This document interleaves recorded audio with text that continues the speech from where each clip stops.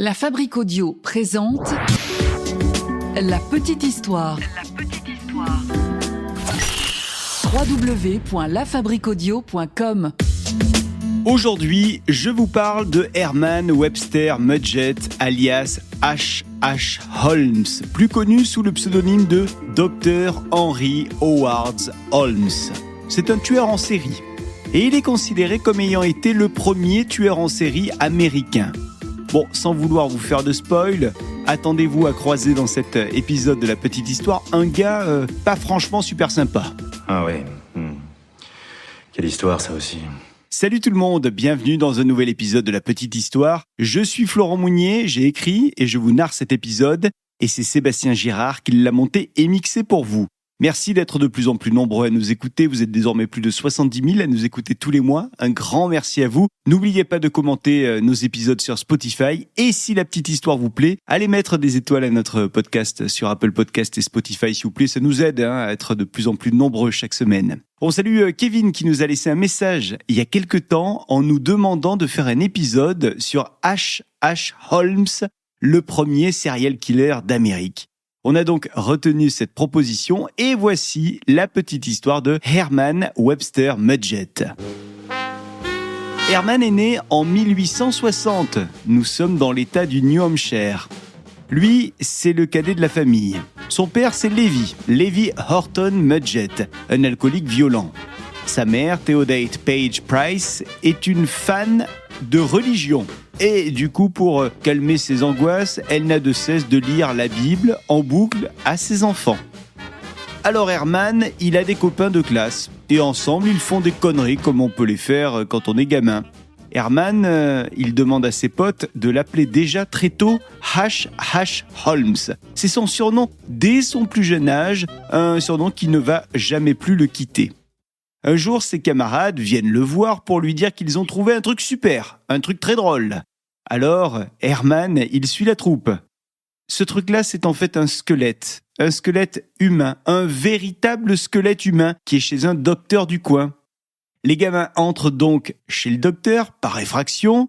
Herman est le dernier de la troupe et, arrivé devant le squelette, notre Herman est fasciné. Alors, il touche ce squelette et ses potes qui l'ont amené ici pour lui faire peur, a priori, sont un peu déboussolés de voir que Herman est très à l'aise avec ce squelette et qu'il n'a pas peur. Il est tellement à l'aise, Herman, que ça le décide à faire, pour plus tard, des études de médecine. Ouais, c'est décidé, je serai médecin, pense Herman. Les années passent et Herman obtient son diplôme, non pas de médecin, mais d'assistant pharmacien. C'est pas mal. Mais ça ne lui suffit pas. Herman, lui, il voulait être médecin. Qu'à cela ne tienne, Herman se fabrique un faux diplôme du département de médecine de l'Université du Michigan. Ce faux lui permet d'être dans les locaux de cette prestigieuse université de médecine et d'être au contact de ce qu'il aime tant, c'est-à-dire les squelettes, les cadavres, les corps morts.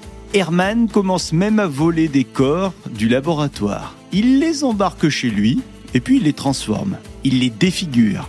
Et puis, quand il les ramène, ces corps, à l'université, il fait en sorte que tout le monde pense que les gens morts qu'il a défigurés ont été tués accidentellement.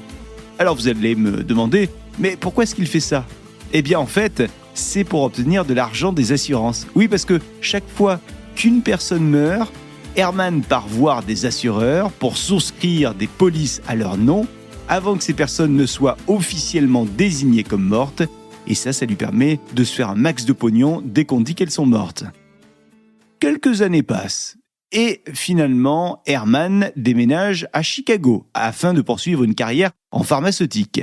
Mais c'est le monde des affaires vers lequel il se dirige en arrivant à Chicago. Des affaires dans l'immobilier notamment. Et vous avez un petit peu compris qui était le garçon, donc ça ne vous étonnera pas si je vous dis que Herman fait des escroqueries dans le monde de l'immobilier. Alors côté vie perso, parce que je ne vous ai pas trop parlé de sa vie perso encore, il épouse Clara Lovering dans le New Hampshire. Avec elle, il a un enfant, un fils, du nom de Robert Lovering Mudgett. Été 1886. Holmes est donc à Chicago. Ce jour-là, il fait 28 degrés. Et Holmes est en train de marcher dans la rue. On est au coin des rues Wallace et de la 63e, dans le quartier de Englewood. Holmes passe devant une pharmacie. Cette pharmacie, c'est celle du docteur Holton. Mais Holton n'est pas dans la pharmacie parce qu'il est malade. Il a un cancer. Alors c'est sa femme qui s'occupe de la pharmacie en ce moment. Sauf qu'elle a vraiment beaucoup de travail et elle ne sait plus où donner de la tête. Holmes a bien compris le truc. Alors, il entre dans la pharmacie et il propose à cette dame ses services, puisque son travail, à la base, c'est celui de la pharmacie à Holmes. La femme du docteur Holton engage alors Holmes comme assistant. Et il devient, rapidement, le parfait petit assistant, bien sympa, bien fiable, qui plaît énormément aux clients de la pharmacie ainsi qu'à Madame Holton. Du coup, les affaires, elles vont bien pour la pharmacienne qui décide de s'agrandir. Et elle propose donc à Holmes de devenir le gérant de la pharmacie. C'est une belle avancée pour lui, une belle avancée professionnelle. 1 an plus tard, le mari de la pharmacienne décède. Du coup, Madame Holton n'a plus vraiment envie de garder le commerce qui autrefois appartenait à son défunt époux et elle vend donc la pharmacie à Holmes. Et il est décidé que Holmes va payer Madame Holton à crédit. Donc chaque mois, Holmes doit lui verser une jolie petite somme. Sauf que quelques mois passent et Madame Holton se rend compte que Holmes n'est pas un bon payeur. Elle décide alors d'engager un avocat pour poursuivre Holmes qui ne paye pas ses traites. Et c'est à partir de ce moment qu'on ne va plus jamais entendre parler de Madame Holton. Plus aucune trace d'elle. La vieille a disparu mystérieusement. Souvent les clients viennent à la pharmacie et demandent à Holmes où est passée l'ancienne pharmacienne. Et Holmes, tranquillement, il leur répond qu'elle est partie en Californie et qu'elle n'a laissé aucune adresse ou numéro de téléphone. N'oubliez pas que Holmes est un affairiste. Il a envie de faire prospérer ses affaires. Et un jour, Holmes voit que le terrain situé en face de sa pharmacie est à la vente. Alors il décide de l'acheter ce terrain, histoire d'y faire construire un édifice de 3 étages. Quelque chose d'assez imposant, voyez. D'ailleurs, les gens du voisinage appelleront ça plus tard, lorsqu'il sera construit cet édifice, le château. Rien que ça. Le rez-de-chaussée de ce château va être occupé par la pharmacie, qui va donc être relocalisée ici. Et puisque l'endroit est très grand, le rez-de-chaussée, Holmes va en profiter pour y monter d'autres magasins. Au premier étage, on est plutôt sur des appartements. Et au deuxième étage, Holmes veut y mettre, à terme, des chambres d'hôtes. Bon, ça restera un vœu pieux. Les chambres ne fonctionneront jamais. J'allais presque oublier de vous dire qu'entre-temps, Holmes, il s'est remarié. Il était donc avec sa première femme, avec son enfant. Il a tout quitté, sa femme et son enfant, mais il n'a pas divorcé. Il est encore marié à Clara. Mais ça ne l'empêche pas d'épouser quand même sa nouvelle épouse, Myrta, dans un autre État des États-Unis, le Minnesota. Et de cette union naît une fille, Lucy Theodate Holmes. Holmes vit désormais avec Myrta et Lucy dans l'Illinois. Il n'est donc plus avec Clara et son fils. 4 ans après son deuxième mariage, Holmes finit par divorcer de son premier mariage. Non, ce n'est pas pour rentrer dans le droit chemin, parce que, entre-temps, il développe une relation extra-conjugale également, avec une certaine Minnie Williams. Et tous deux, Minnie et Holmes, vont avoir une superbe idée, partir à la recherche d'une femme riche et l'extorquer. C'est ainsi que Holmes va rencontrer une nouvelle femme, Georgiana, et il va même l'épouser sous un faux nom, parce que je vous rappelle qu'il est encore marié à Myrta. C'est un peu le bazar quand même cette histoire. Et donc, la Georgiana en question, elle a pas mal de pognon. Holmes et Minnie l'ont d'ailleurs choisi comme ça. Ils ont flairé la bonne affaire. Et ils ont pensé à tout. Ils vont détrousser cette nouvelle femme de Holmes la nuit même de la lune de miel. La lune de miel se fait au Texas.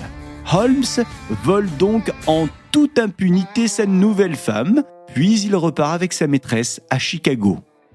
Pour ce vol, Holmes a volé des chevaux, carrément, on voit les choses en grand.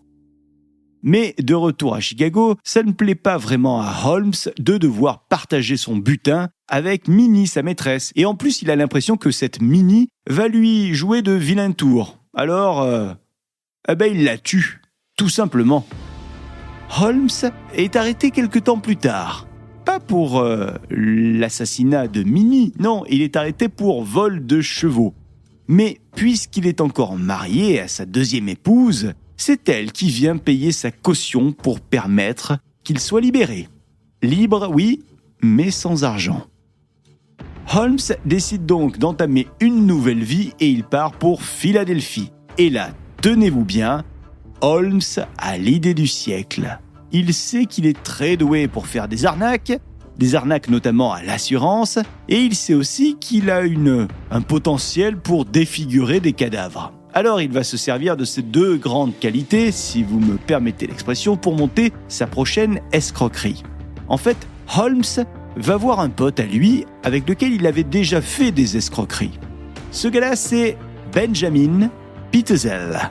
Holmes dit à Pitezel qu'il est sur un gros coup à l'assurance. Pitezel l'écoute attentivement. Holmes lui explique le coup. Écoute Pitezel, mon idée c'est que on souscrive une grosse assurance vie à ton nom. Et ensuite on va te faire passer pour mort pour toucher le jackpot. Toi tu devras disparaître, te cacher à vie. Et moi, ce que je vais faire c'est que je vais trouver un cadavre et j'irai ce cadavre le défigurer pour faire croire qu'il s'agit de toi. Alors Pitezel, il est emballé par le plan. Ça lui semble un bon coup. Il gobe tout.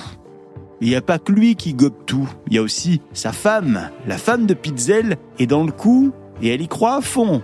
Elle, c'est Carrie. Retenez bien son nom. Alors en fait, vous l'avez compris, la véritable idée de Holmes n'est pas celle qu'il a racontée à Pitezel et à sa femme Carrie. Non, sa véritable idée à Holmes, c'est bel et bien que ce soit Pitezel la victime, et non pas un cadavre quelconque. Ouais, non, ça marcherait pas. Alors après que Pitezel ait signé son assurance vie, Holmes crée une énorme explosion du bureau de Pitezel et il tue son comparse. Et il demande à la fille de Pitezel qu'elle vienne identifier le corps de son papa. Elle, c'est Alice. Et quand Alice découvre la victime sans vie, elle est formelle. Il s'agit bel et bien du visage calciné de son père. Tout ça, c'est parfait pour toucher l'assurance. Oui, sauf que Alice, elle semble peut-être éventuellement se douter de quelque chose. Alors elle devient une menace pour Holmes. Et puis souvenez-vous que dans l'histoire, il y a aussi Carrie, la femme de Pitezel. Et elle croit que c'est le cadavre d'un étranger qui a été calciné et non pas celui de son mari. Elle pense que son mari est toujours vivant et qu'il est là à se cacher quelque part. Alors Holmes se dit que là, il va y avoir embrouille. La mère et la fille vont bien finir par se rencontrer et échanger ce qu'elles savent. Alors pour éviter une rencontre entre fille et mère, Holmes dit à la femme de Pitezel que son mari est allé se cacher à New York. La femme part donc pour la grosse pomme, récupérer le mari. Et de son côté, Holmes, lui aussi, se barre, mais pas tout seul. Il embarque avec lui les 3 enfants de Pitezel, la fameuse Alice donc, qui a 14 ans, Nellie également, qui en a 11, et Howard. Le petit Howard, il a 8 ans. Enfin, Holmes ne va pas avoir leur compagnie dans la voiture très longtemps puisqu'il les tue tous les 3. Le petit Howard, il le tue à Indianapolis. Et les adolescentes, il les tue à Toronto, au Canada. Holmes est alors recherché par la police pour le vol des chevaux, mais aussi pour les meurtres qu'il aurait perpétrés. Holmes est finalement arrêté le 17 novembre 1894 à Boston. Et la justice lui laisse le choix d'être jugé au Texas ou à Philadelphie. Holmes choisit la deuxième option. Et il plaide coupable. Dans l'attente du procès, le détective Geyer refait pendant 8 mois le long parcours de Holmes avec les 3 enfants Pitezel. Il visite plus de 900 maisons où Holmes aurait pu séjourner et il retrouve tout d'abord les cadavres nus d'Alice et Nellie enterrés dans une cave à Toronto. Puis, il retrouve les restes calcinés du petit Howard, préalablement découpés en morceaux à Indianapolis. Après la découverte de ces corps, la police de Chicago et les journalistes commencent à enquêter sur le bâtiment de Holmes, dans le quartier d'Inglewood. Souvenez-vous, le bâtiment qu'on appelait le château. On enquête parce qu'on pense que d'autres cadavres vont être trouvés et auraient pu être cachés ici par Holmes. Et puis des rumeurs vont bon train dans le quartier. Certains disent que le château est truffé de pièges et d'instruments de torture. Bon, tout ça est un mensonge, semble-t-il. Aucun plan d'époque ne prouve l'existence de ces pièges. Et en plus, les pièges dont on parle auraient coûté tellement cher que jamais Holmes n'aurait pu les faire réaliser. Finalement, rien n'est trouvé au château. Et quelques mois plus tard, Holmes est finalement inculpé pour le meurtre de Pitzel et de ses 3 enfants.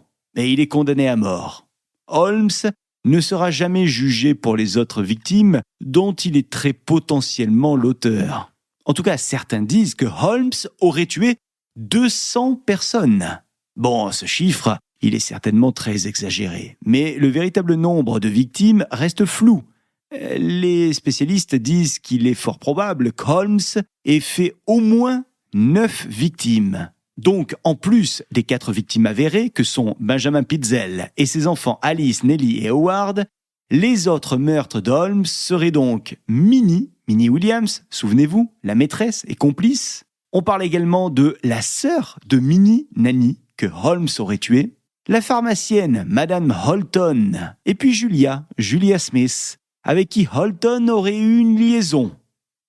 Holmes aurait avoué l'avoir tuée en tentant un avortement. Et puis du même coup, il aurait aussi tué la fille de Julia, pour éviter des complications. Bah oui, c'est bien normal. Voilà donc les 9 potentiels meurtres de Holmes. Mais le véritable chiffre de ces meurtres, c'est peut-être Holmes qui le détient. Et il l'a donné, puisqu'après sa condamnation, Holmes se serait vanté d'avoir tué 27 personnes et d'avoir essayé d'en tuer 6 de plus. Sauf que comme Holmes est un vrai psychopathe et qu'il a autant de personnalité que je n'ai de doigts de pied, il a donné des versions totalement contradictoires sur sa vie. Il a sans arrêt changé ses versions, il a d'abord clamé son innocence, puis il a dit qu'il avait été possédé par Satan. Bref, dur d'y voir clair dans toutes les déclarations de Holmes. Quoi qu'il en soit, c'est le 7 mai 1896 qu'Holmes s'est pendu.